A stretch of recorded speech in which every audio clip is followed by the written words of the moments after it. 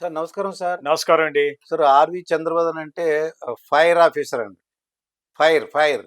ఇప్పుడు రీసెంట్‌గా ఒక విజయసాయి రెడ్డి గారి కేసు జరుగుతుందండి అది. ఒక మేడం లేడీ ఆఫీసర్, నేను లేడీ ఆఫీసర్‌ని. నేను ఏ తప్పు చేయలేదు. కానీ ఆవిడేంటంటే ఆ హస్బెండ్ గొడవ పెడుతున్నాడండి. తను అమెరికాలో ఉండగా ఈ అమ్మాయి డెలివరీ అయినట్టు. తండ్రి ఎవరో తెలుసుకోవాలంటున్నాడండి. నేను లేడీ ఆఫీసర్‌ని, నాకేదన్నా అంటే రాజకీయ నాయకులతో టచ్ ఉంటది. దాంట్లో తప్పేంటి అంటారు. ఓహ్! ఈయనేమంటారంటే విజయసాయి రెడ్డి గారు దానికి మూల కారణం అంటారు. అవును. ఆ కేస్ చాలా సెన్సేషనల్‌గా ఇప్పుడు హ్మ్. మనకు ఆంధ్రదేశంలో కాకుండా తెలంగాణలో గూడా వినబడుతుందండి. చాలామంది ఆడవాళ్ళు ముఖ్యంగా విస్మయం చెందుతున్నారు. అవును. ఏంటి ఇలాంటి సంఘటనలు కూడా మన ఆంధ్ర రాష్ట్రాల్లో, ఇరు రాష్ట్రాల్లో జరుగుతుందా?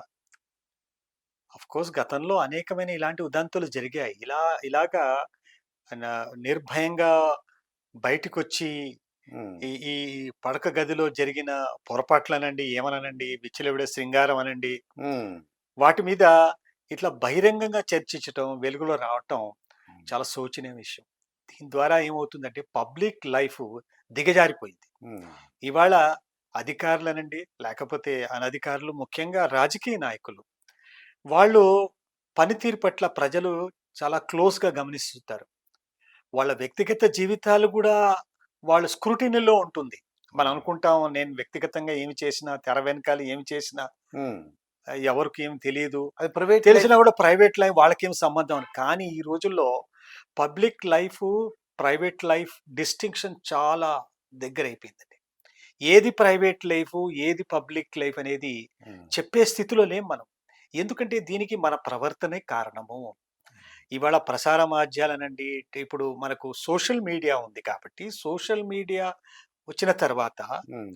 రాజకీయ నాయకులు, అదే విధంగా అధికారులు గూడా చాలా జాగ్రత్తగా ఉండాలి. యూ ఆర్ అండర్ 24/7 స్క్రూటినీ అంటారు. సర్వేలెన్స్ అంటారు. అవునండి. క్షమించాలి ఈ పదం వాడుతున్నాను. హ్మ్. యాక్టివ్ సర్వేలెన్స్‌లో ఉన్నాం మనం. రాజకీయ పబ్లిక్ లైఫ్‌లో ఎవరున్నారు? రాజకీయ నాయకులనండి, ఫిల్మ్ స్టార్స్ అనండి, అవును. అధికారులనండి. ఆర్ సోషల్ యాక్టివిస్ట్ అనండి. వాళ్ళందరూ కూడా దే ఆర్ అండర్ 24/7 స్క్రూటినీ. అలాంటప్పుడు ఎంత బాధ్యతగా ఉండాలి. హ్మ్. వివాదానికి రహితంగా ఉండాలి. మన పర్సనల్ బిహేవియర్ గూడా అందరికి ఆదర్శంగా ఉండాలి. కానీ ఇలా దిగజారే విధంగా చేయటం హ్మ్. మంచిది కాదు. దీని ద్వారా ఏమవుతుంది పబ్లిక్ వాల్యూస్ దిగజారిపోయాయి. హ్మ్. ప్రజలకి ఎలాంటి సంకేతాలు పంపిస్తున్నారు మీరు? అంటే ఇప్పుడు ఒక ఆ! సాయి రెడ్డి సంఘటనలు చెప్తున్నాను. హ్మ్. ఎలాంటి సంకేతాలు పంపించారు? మీరంత ఉన్నతమైన స్థాయిలో ఉండి కూడా మరి అది కేవలం ఆరోపణ మరి. ఎంతవరకు హ్మ్. రుజువు కాలేదు. కానీ ఏదైనప్పటికీ ఇలాంటి వివాదాస్పదమైన అంశాల్ని తెర మీదొచ్చిందంటే హ్మ్. దానికి మనమే కారణం. మన ప్రవర్తనే మన కారణం. మనం 24/7 స్క్రూటినీలో ఉన్నాం. ఇది మర్చిపోకూడదు. అవునండి. చాలామంది అధికారులు ఫిల్మ్ స్టార్సే గానివ్వండి, పొలిటీషియన్స్ ఒక స్థాయొచ్చాక నేను ఏది చేసినా చెల్లుతుందంటారు. కాదు.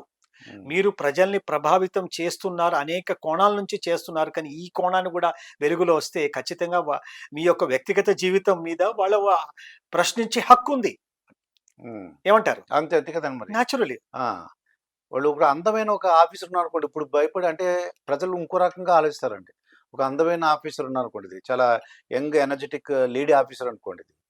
నిజంగానే ఇప్పుడు అందరూ ఇప్పుడు కొద్దిగా ఇబ్బందిగా అంటే ఆవిడకి ఇబ్బందిగా ఉంటది. ప్రజలు కూడా అదే రకంగా చూడటానికి అవకాశం ఉంది. ఏ రాజకీయ నడితే ఏం మాట్లాడుతుందో ఏంటో అని.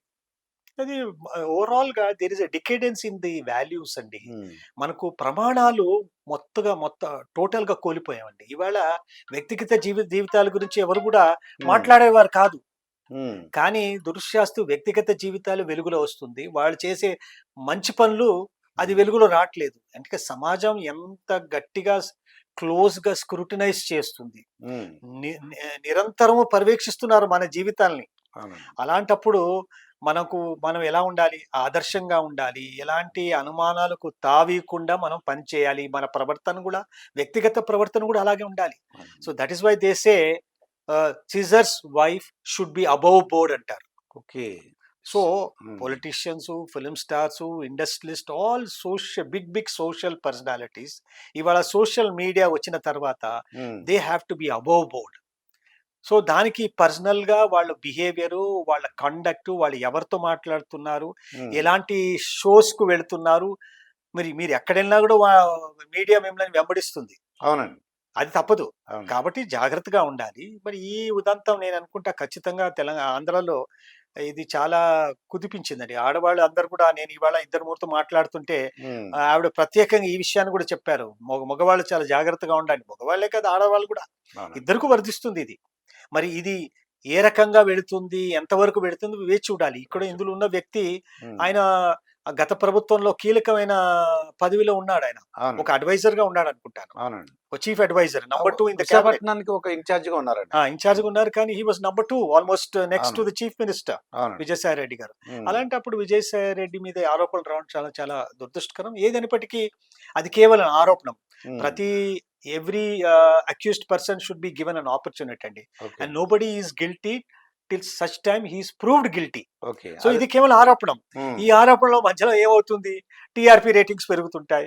సోషల్ మీడియాలో వైరల్‌గా అవుతుంది. హ్మ్. లైక్స్ చాలా పెరుగుతున్నాయి. ఇవన్నీ అవును. సహజమైన. I think one has to go through the process అండి. ఇప్పుడు ఇక్కడ ఏదైనా మెయిన్ ఏంటంటే హస్బెండ్ ఏం చేస్తున్నాడంటే, నా వైఫ్ ₹1,00,00,000 తీసుకుంది విజయసాయి రెడ్డి గారి దగ్గర. 60,00,000 నాకే ఇచ్చారు పర్సనల్‌గా.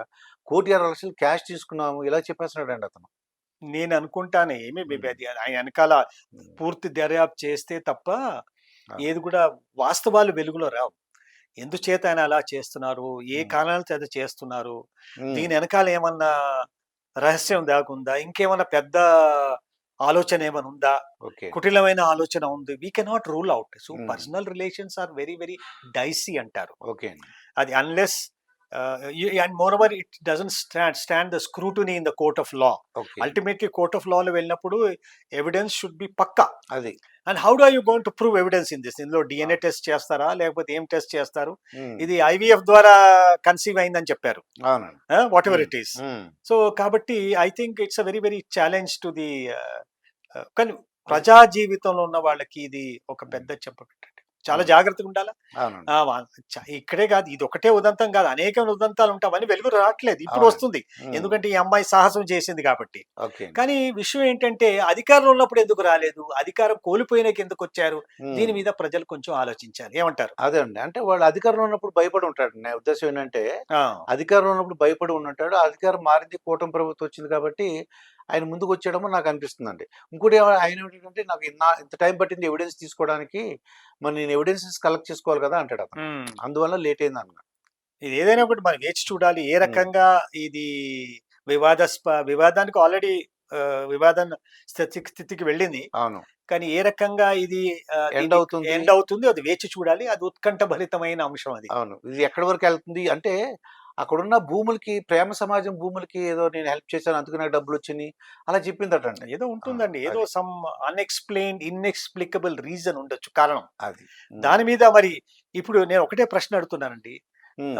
విలువైన మన సమయాన్ని ఇలాంటి దౌర్భాగ్యమైన వ్యక్తిగత జీవితాల మీద దృష్టి పెడతామా? హ్మ్. ప్రయోజకరమైన అంశాల మీద దృష్టి పెడతామా? హ్మ్. మన పబ్లిక్ టాక్ ఇలాంటి విషయాలు పడక గది విషయాల మీద ఎవడికి అవసరమండి? అవును. మనకు మన మన మన మన జీవితాలు ఎలా మెరుగుపరుచుకుంటాం? ఓకే. మన ప్రమాణాలు ఎలా పెంచుకుంటాం? మనకున్న సమస్యల్ని ఏ రకంగా అధిగమించుకుంటామో దాని మీద దృష్టి పెట్టాలి కానీ, హ్మ్. ఎవరో పడక గదిలో నిజంగా ఆలోచనతో చేయటం అది అవసరం లేదు చాలా మనకి. దురదృష్టకరం అది. అంటే అక్కడ ఒక పొలిటీషియన్‌ను, ఒక ఆఫీసర్ ఇన్వాల్వ్ అయ్యారు కాబట్టి నార్మల్ పర్సన్స్ అయితే ఎవరు పట్టించుకోరండి.